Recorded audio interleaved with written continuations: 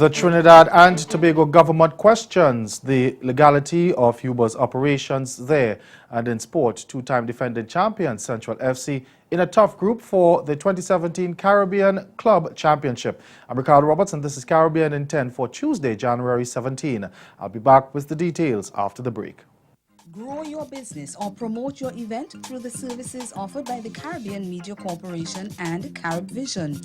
Our distribution provides a platform on cable, terrestrial television, and websites. We cover carnivals and events from across the region. We can bring your event live and alive to the world. For music makers, program producers, businesses, we can expand your reach to in excess of 2 million households daily. Our other services include news updates to enhance your media products, studio space for program and development. We can facilitate the launch of new products and services and training. Contact us and we will help you unleash your creative ability, develop products and services, and provide the medium to watch them grow.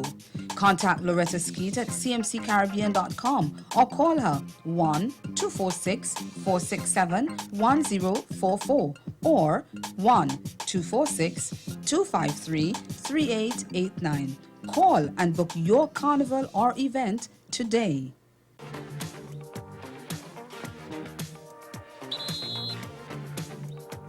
We arrived in Japan on the 2nd December and we start immediately our preparation. And today, the last test in Yokohama Stadium with a really simulation, reality, that we had really the experience with the VRs giving the information to the referee when something occurred in the pitch.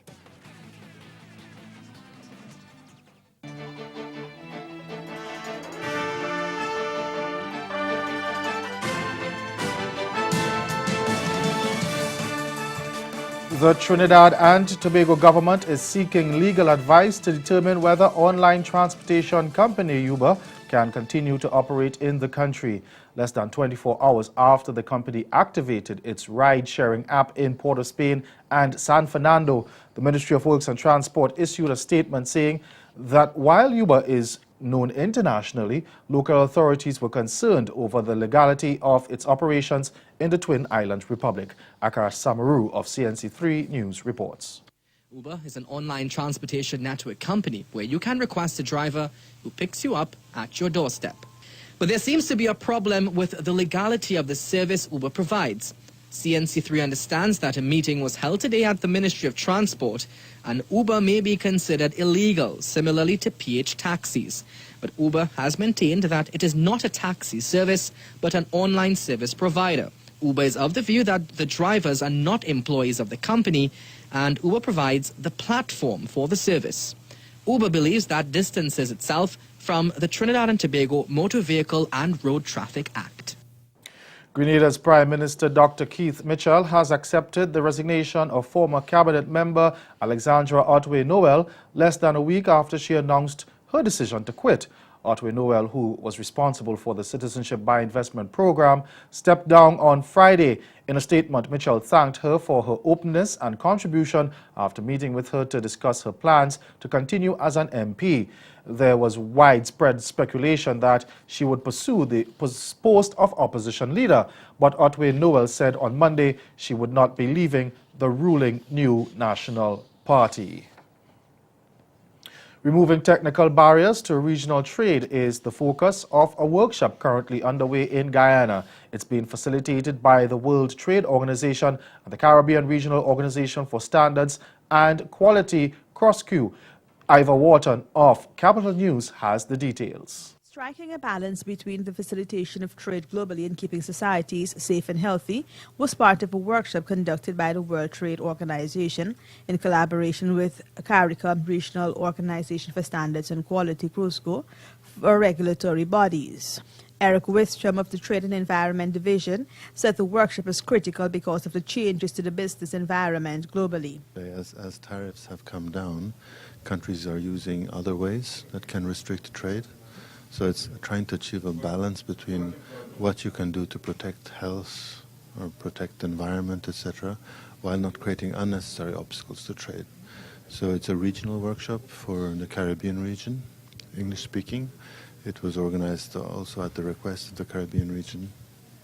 He explained that in a number of instances, many of the regulations implemented by governments can be justified. For instance, countries have the right to make sure that the food is safe, or that it's of sufficient quality, or that toys do not have toxins in them that could be dangerous. So all these things are rights that you can do under WTO, but you cannot apply the measure in a way that is perhaps discriminatory, or many issues relate to nutrition and food labeling.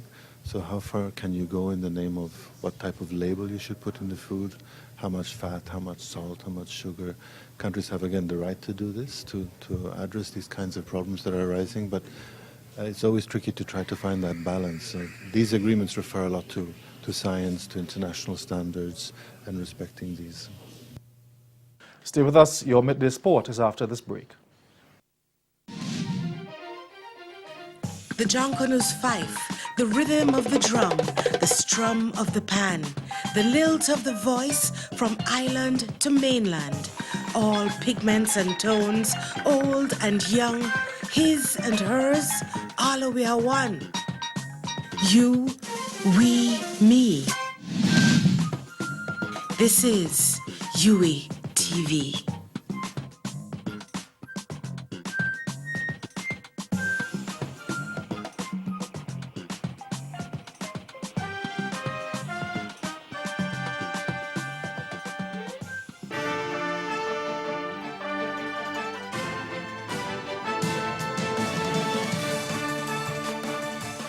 Two-time defending champions Central FC have been drawn in a tough Group D for the 2017 Caribbean Club Championship. The Trinidadian outfit will come up against the likes of Jamaican powerhouses Portmore United, Scholars International of Cayman Islands, and SV Transvaal from Suriname. The group will be hosted at the Arthur Bolden Stadium in Port of Spain from March 6th to the 13th. Central won last year's tournament when they beat fellow Trinidadian side W Connection in the finals at the Stadio Silvio Cator in Port-au-Prince. In 2015, Central also beat W Connection in the final at the Arthur Bolden Stadium. Montego Bay United will host Group C at the Sports Complex in the Western Jamaica Tourist Resort City and will clash with Elite Sports Club of Cayman Islands, Grenades FC of Antigua and Barbuda, and Club Barcelona Atletico of the Dominican Republic. The group runs from February 27 to March 6. Meanwhile, Antigua's Green Bay Hoppers will host Group A at the Antigua Recreation Ground from February 20 to the 27th, while Vincential outfit System 3 Sport Academy will host Group E at Victoria Park in Kingstown. Record 20 sides from 11 countries divided into 5 groups will contest the preliminary phase from February 20 to March 13. The group winners will advance to the final round carded for May 13 to 21, with the top 3 sides qualifying for the upcoming edition of the 2017 CONCACAF Champions League. Meanwhile, Georgetown Football Club winger Kelsey Benjamin gets his wish to be a professional football player and has been included in the Trinidad-based football club Caledonia. HGP's Calvin Chapman has that story. Caledonia, which first sent the skillful winger to Maloney FC in the lower division of the Eastern Football Association, has decided that Benjamin is now ready to play at the Pro League level. Kelsey is a really talented kid, and many of the senior players have encouraged us to promote him into the first team, said Morvant Caledonia United head coach Rajesh Lachu. He has the potential to reach very far once his attitude and commitment matches his talent. I think he will become a top player, added Lachu. Georgetown Football. That's Caribbean in 10. Good afternoon.